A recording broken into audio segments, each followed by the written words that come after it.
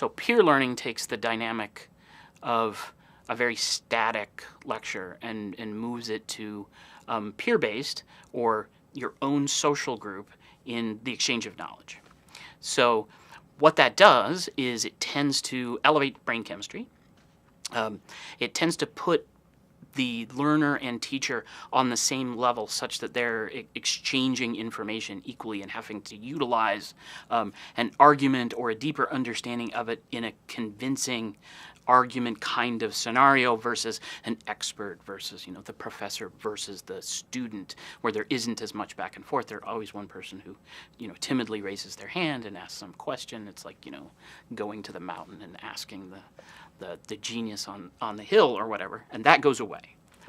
In addition, brain chemistry is elevated because there's an element of risk, and an element of risk is always good as long as it's safe in teaching, in that if I'm sitting there and I don't understand what's going on in silence in a lecture, I have very little risk.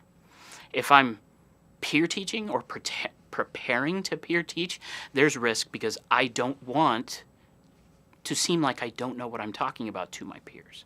I don't have any issue with doing that to my non-peers, but with peers it's harder. So I immediately become engaged, because if I'm going to teach my peers something, I really want to do it well. This is just basic human behavior. You put a lot more into something when you're in a peer group.